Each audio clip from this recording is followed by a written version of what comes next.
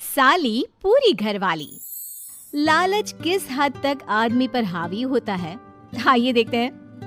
देख राधा, तुझे घर का सारा काम आता है, ये अच्छी बात है, लेकिन हमें ये नहीं पता था कि तू पढ़ी लिखी कम है और तेरी छोटी बहन की तो सरकारी नौकरी भी लग गई है। कैसी बात कर रही है माँ जी? सारी बात करके ही तो पापा ने शादी की थी। अब जब छोटी की सरकारी नौकरी लग गई है तो आप लोग ऐसी बात कर रहे हैं। ज्यादा बकबक मत करियो। हम लोगों को पता होता कि तेरी छोटी बहन की सरकारी नौकरी लगने वाली है तो तुझसे तो कभी शादी ना करवाते अपने होनहार बेटे की। अरे तो मुझ में क्या कमी है? वैसे भी आप लोगों ने तो उस वक्त कहा था कि आप लोगों को घरेलू लड़की चाहिए। तभी पति महेश आ जाता है। देख राधा, 100 की सीधी एक बात बता देता हूँ, तू जा और अपनी बहन को बोल कि उसे यहाँ रहकर अपनी कमाई हम लोगों को देनी होगी जब तक हमारे सारे कर्जे उतर नहीं जाते, नहीं तो तू अपना बोरिया बिस्तर बांध और निकल मायके। राधा पति की बात सुनकर हैरान रह जाती है। दिमाग है भी क्या आप लोगों के पास? क्या बोले जा रहे हैं? साली को घर पर रखेंगे? अरे मोहल्ला समाज क्या कहेगा? और माना पिताजी को उसके पैसों की जरूरत नहीं है, लेकिन वो अपनी कमाई आप लोगों को क्यों देगी? अरे क्योंकि हम लोगों के ऊपर कर्जे हैं, समझी? या तो तू कमा कर ला या अपनी बहन को बोल कि अपनी बहन का घर बचाना चाहती है तो यहाँ आकर रहे। सभी मिलकर राधा को घर से निकाल देते हैं। राधा भी कहाँ जाती, मायके जाकर रोने लगती है। छोटी बहन मीना कहती है, अरे क्या हो गया दीदी, कितना पैसा मांग रहे हैं? अरे अभी दे देते हैं ना, रो मत, अब तो मेरी भी नौकरी है। लेकिन राधा तो रोए ही जा रही थी। नहीं नहीं, इस बार लगता है उन लालची लोगों ने कुछ और ही डिमांड रखी है, वरना राधा इतना ना रोती। क्यों बेटी, क्या हुआ है? माँ पिताजी, इस बार जो उन लोगों ने मांगा है ना, वो सुनकर तो आप लोगों के पैरों के नीचे से जमीन खिसक जाएगी। ऐसा क्या मांगा है दीदी? तुझे मांगा है।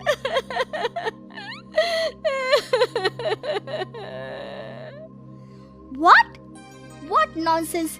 दीदी क्या बोल रही हो, समझ रही हो? हाँ, मेरी सास ये बोलकर भेजी है कि या तो मीना अपनी सारी कमाई उन लोगों को तब तक दे जब तक उन लोगों के कर्जे खत्म नहीं हो जाते, या फिर मैं मायके में जाकर रहूं यहाँ। क्या मजाक बना रखा है, ऐसा होता है क्या कहीं? अरे शादी की है, कोई आलू टमाटर थोड़ी है कि अदला बदली कर लो। छोटी बहन शांत होती है। माँ पिता बड़ी को समझा रहे होते हैं और वो रोए ही जा रही थी।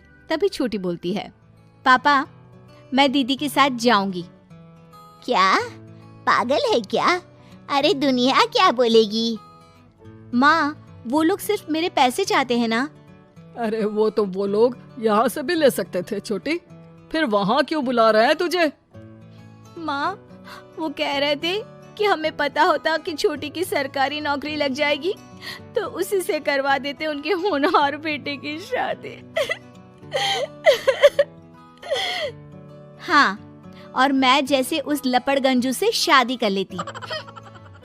लपड़गंजू? अगर वो लपड़गंजू है तो मेरी शादी क्यों करवा दी? मैं नहीं जाने वाली वापस। अरे क्योंकि तू बेवकूफ है, तुझे जवाब देना नहीं आता। चल मेरे साथ। उन लोगों को लगता है ना साली पूरी घरवाली, तो अब देखिए साली का जलवा। और शादीशुदा बेटी को पिता भी कितना घर बिठाते। उसके ससुराल जाते हैं दोनों बेटियों के साथ। आइए आइए, ले आए अपनी कमाओ बेटी, ये अच्छा किया। समझदार आदमी की पहचान यही तो होती है। मुझसे बात करिए ना, मैं रहने आ रही हूँ इस घर में, तो मेरी कुछ शर्तें रहेंगी। अरे वाह जी वाह, बहन के ससुराल में भी शर्तें? अरे और क्या, आप लोगों को मेरे पैसे चाहिए, दीदी घर का काम करेगी, इतना सब मिल रहा है। वैसे आप तो जानती हैं, बाजार में बिना शर्तों के तो एक पॉलिसी भी नहीं मिलती है। बात तो ये सही बोल रही है, सरकारी नौकरी वाली लड़कियां ऐसा नहीं मिलती। हाँ हाँ ठीक है, अच्छा बोलो छोटी बहू, क्या शर्तें हैं तुम्हारी? मैं कोई काम नहीं करूंगी। कैसी बात कर रही हो छोटी बहू, तुम नौकरी करोगी? अरे लाखों कमाओगी कि घर का काम करोगी? घर के कामों के लिए है ना ये बड़ी। दूसरी शर्त, मुझसे कोई बदतमीजी से या ऊंची आवाज में बात नहीं करेगा। अरे कैसी बात कर रही हो तुम तो ख्वाबों की रानी हो। शट अप जीजा जी, साली से मजाक करना अलग बात है, लेकिन याद रहे साली बहन होती है बीवी की, और बीवी की बहन यानी आपकी बहन। माँ ये क्या बोल रही है? बहन। अरे ना बेटा, मैं हूं ना, बात करती हूँ ना, रो मत बच्चा, रो मत। खैर, पिता दोनों बेटियों को छोड़कर चले जाते हैं। अगली सुबह, अरे सरला, जल्दी से मेरा और तुम्हारी बहन का खाना पैक कर दो, हम लोग ऑफिस के लिए निकल रहे हैं। लेकिन सरला तो सोफे पर बैठकर टीवी देख रही होती है। देखो जी, मेरी बहन पैसे कमा रही है तो मैं क्यों काम करूं? याद है ना मम्मी जी क्या बोलती थी कि मेरा बेटा पैसा कमा रहा है, तब सारा काम मैं करती थी। अब मेरी बहन कमा रही है तो मैं भी काम नहीं करूंगी। हाँ। अरे साली साहिबा, चलिए ना, मैं आपको दफ्तर छोड़ देता हूँ, क्या रेपुटेशन बनेगी हमारी। हाँ हाँ जीजा जी चलिए, आज आपकी ये इच्छा भी पूरी कर देते हैं। छोटी के ऑफिस में, अरे ये कौन है? तेरे जीजा जी है ना? ये कैसे तुझे छोड़ने आ गए? अरे वो अब ना मेरे पास ही रहती है। सभी एक दूसरे की तरफ देखने लग जाते हैं। हाँ वो क्या है ना, दीदी तो पता है घरेलू महिला है, जीजा जी के कर्जे ज्यादा हैं और पढ़े लिखे इतने हैं नहीं कि कुछ अच्छी कमाई कर पाए, तो मेरी कमाई रखते हैं। बस जैसे ही इन लोगों का कर्जा खत्म हो जाएगा मैं अपने घर चली जाऊंगी। पास खड़े जीजा जी का मुंह बन जाता है। घर आकर, छोटी, तुम ये क्या बकवास कर रही थी? ये सबको बताने की क्या जरूरत थी? अरे जीजा जी, आप खुलेआम सबको ये कहे कि साली आजकल मेरे साथ रहती है तो लोग क्या सोचेंगे, आप जानते हैं ना।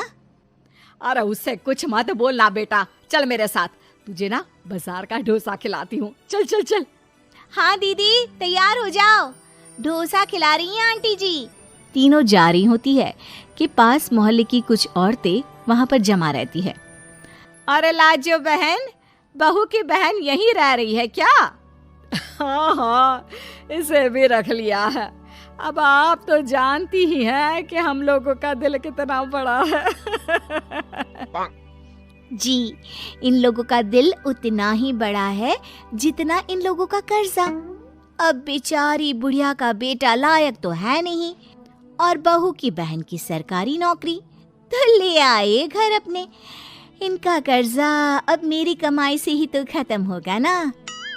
सबके सामने सास की भी बेइज्जती हो जाती है। घर आकर सास और बेटा दोनों छोटी पर बरस पड़ते हैं। बस, मैंने कहा था मुझ पर कोई नहीं चिल्लाएगा, मैं जा रही हूँ अब। अरे लेकिन, अरे जाने देना माँ, मुझे एक बात समझ में आ गई है, अगर हमें खुद पर विश्वास हो तो अपनी समस्याओं को हम खुद सुलझा सकते हैं, फिर हमें किसी की जरूरत नहीं है।